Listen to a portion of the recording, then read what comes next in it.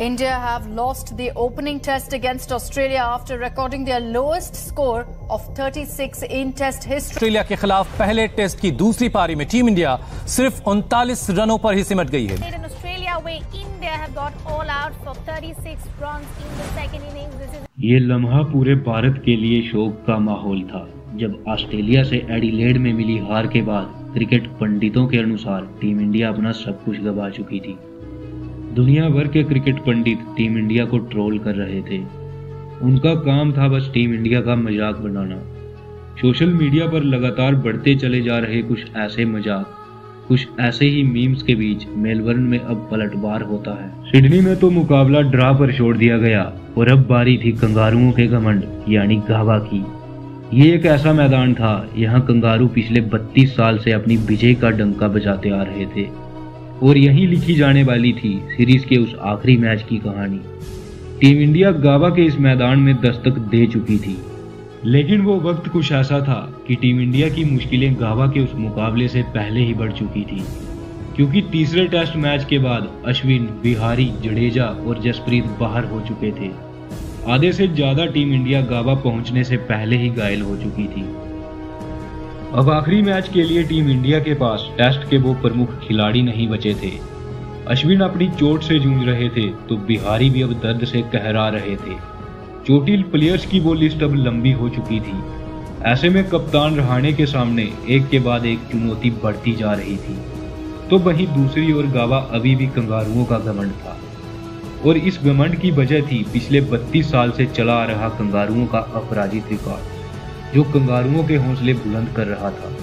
कुछ ऐसे ही हालातों में टीम इंडिया के सामने अब चुनौती थी सीरीज के आखिरी टेस्ट मैच यानी गावा की।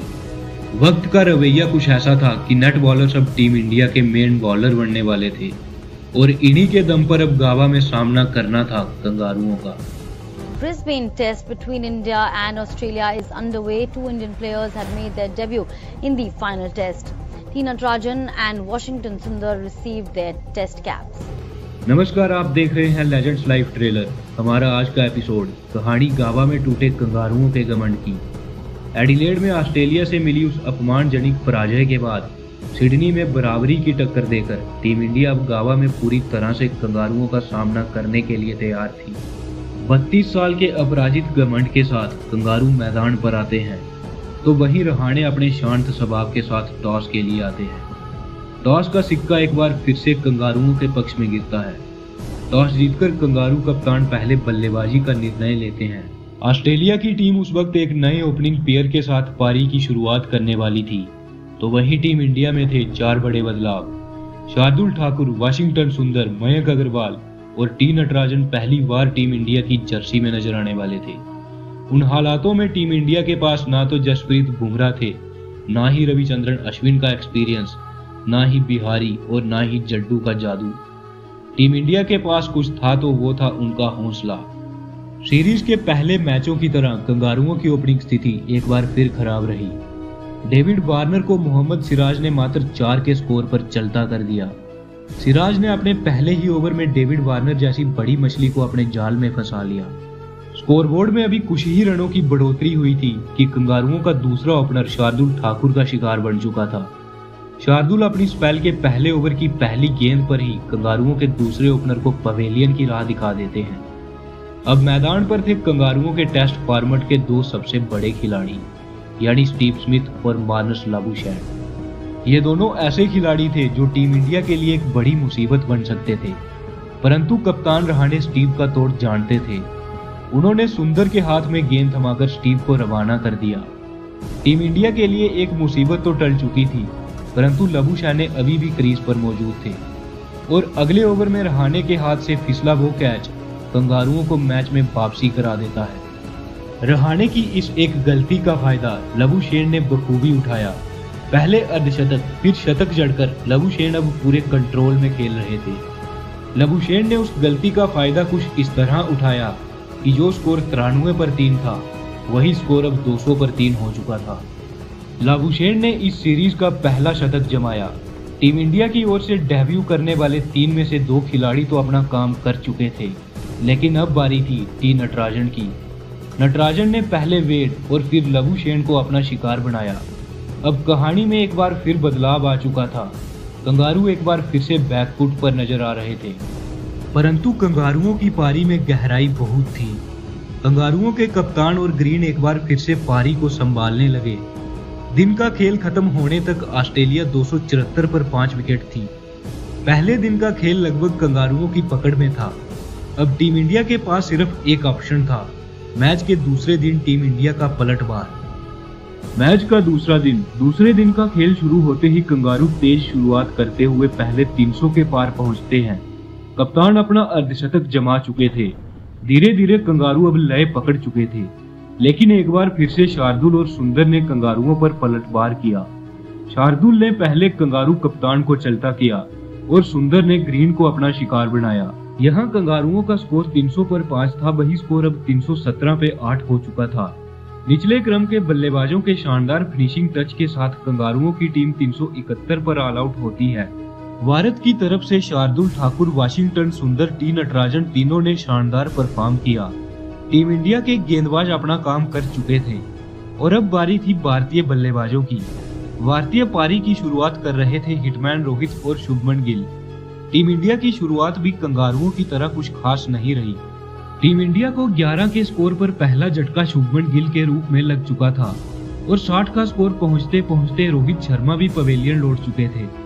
बारिश के कारण दूसरे दिन का खेल खारिज कर दिया गया और अब सबकी निगाहें थी तीसरे दिन के खेल पर।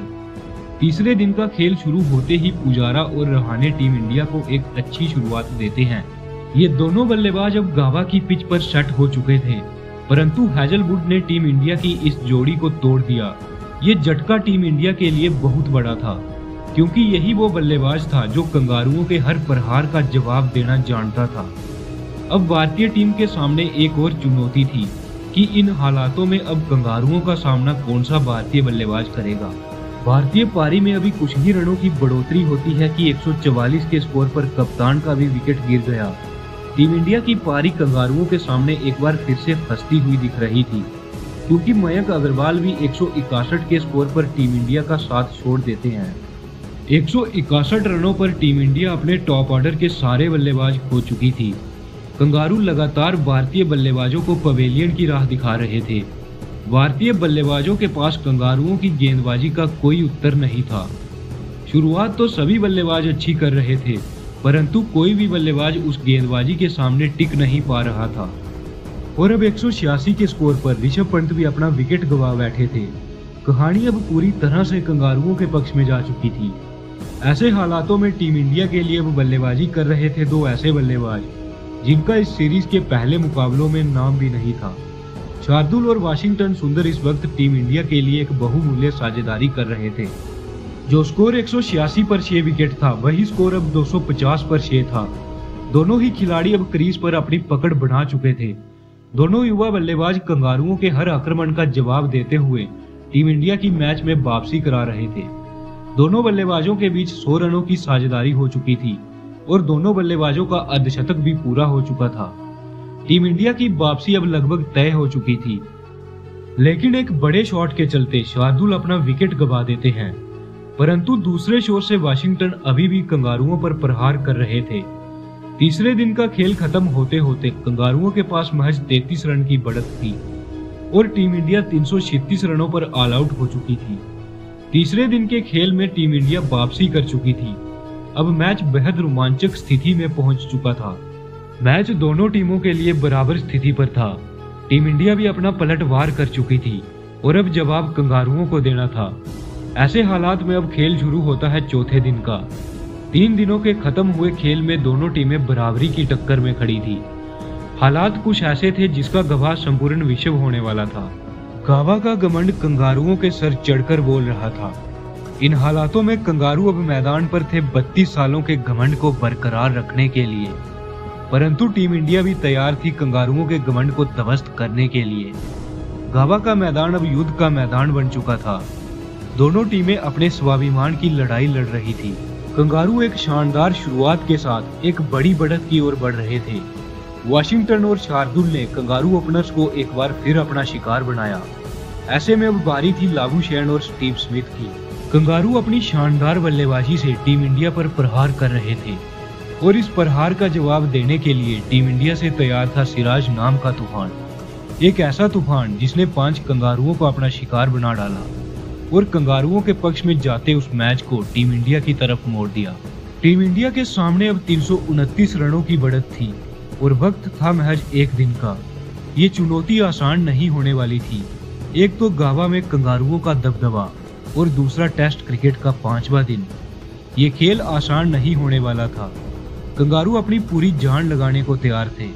उन्हें किसी भी हालात में पराजय स्वीकार नहीं थी। उन्हें हर हाल में जीत चाहिए थी और उसके लिए कंगारुओं का साथ देने वाली थी गावा की पिच।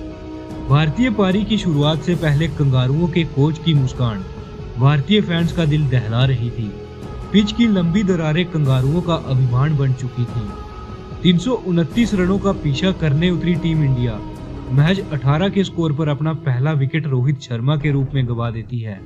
लेकिन पुजारा और गिल ने टीम इंडिया की पारी को आगे बढ़ाना शुरू किया। दोनों बल्लेबाज अपने अपने अंदाज में खेल रहे थे। दिन का पहला सेशन खत्म हो चुका था। टीम इंडिया ने 83 रन बनाकर 1 विकेट खोया था। दूसरे सेशन में टीम इंडिया एक नई रणनीति के साथ आती है। उसे ये मैच हर हाल में जीतना था। दूसरे सेशन के शुरू होते ही पुजारा और गिल कंगारुओं पर आक्रमण शुरू कर देते हैं।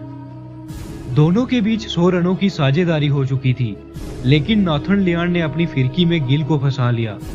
शुभमन के इस विकेट के बाद कप्तान रहाणे बल्लेबाजी के लिए आते हैं, परंतु अपनी पारी को लंबा ना कर सके। एक शोर से यहाँ विकेट पे विकेट गिर रहे थे, वहीं दूसरे शोर से पुजारा अभी भी टीम इंडिया के लिए दीवार बनकर खड़े थे। टीम इंडिया ने अपनी रणनीति में बदलाव करते हुए मयंक अग्रवाल से पहले ऋषभ पंत को मैदान पर उतारा। दिन का दूसरा सेशन खत्म हो चुका था। टीम इंडिया के खाते में अब 183 पर 3 विकेट थे। ऋषभ पंत और पुजारा अभी भी मैदान पर डटे हुए थे। अब टीम इंडिया को जीतने के लिए 145 रनों की जरूरत थी। तीसरा और आखिरी सेशन अब प्रारंभ हो चुका था। 37 ओवर का खेल अभी बाकी था और टीम इंडिया के पास अभी भी 7 विकेट थे। ऋषभ पंत अपने अंदाज में कंगारुओं पर आक्रमण कर रहे थे।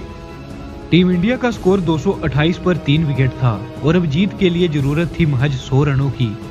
ऋषभ पंत के आक्रमण से कंगारुओं के होश उड़ चुके थे। पुजारा का डिफेंस टीम इंडिया के काम आ रहा था, लेकिन पैट कमिंस ने एक बार फिर से पुजारा को अपना शिकार बना दिया। पैट के इस आक्रमण से टीम इंडिया एक बार फिर से संकोच में पड़ चुकी थी, लेकिन ऋषभ पंत उस दिन कंगारुओं के हर प्रहार का जवाब दे रहे थे। पंत अपना अर्धशतक जमा चुके थे। अब टीम इंडिया को जीतने के लिए 16 ओवर में 74 रनों की जरूरत थी, लेकिन ये जीत इतनी आसान नहीं होने वाली थी, क्योंकि ये मैच था कंगारुओं के उस किले में जिसे पिछले 32 सालों से कोई भी टीम नहीं भेद पाई थी। पुजारा के बाद मयंक भी ज्यादा देर तक टीम इंडिया का साथ ना दे सके, लेकिन वाशिंगटन और पंत अभी भी टीम इंडिया के लिए डटे हुए थे।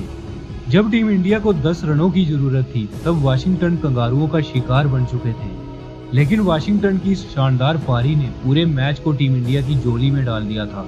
टीम इंडिया का स्कोर 325 पर 7 विकेट हो चुका था और स्ट्राइक पर थे ऋषभ पंत। निगाहें सबकी अब ऋषभ पंत पर थी और पंत के इस विनिंग शॉट के साथ कंगारुओं का वो घमंड टूट जाता है वो रिकॉर्ड जो पिछले 32 साल से बरकरार था। कंगारुओं के घमंड से उठने वाले वो सर अब झुक चुके थे। टीम इंडिया गावा के उस अवैध किले को भेद चुकी थी। ये कहानी थी उस एक टेस्ट सीरीज की। यहाँ टीम इंडिया पर 36 ऑल आउट होने का कलंक लगता है और फिर एक ऐसा पलटवार होता है जिसकी गवाह ये पूरी दुनिया बन जाती है। हमारी आवाज में आपको ये स्टोरी कैसी लगी कमेंट बॉक्स में जरूर बताइएगा। बहुत ही जल्द आएंगे आपके लिए एक और दिलचस्प मैच स्टोरी लेकर। जय हिंद, जय भारत।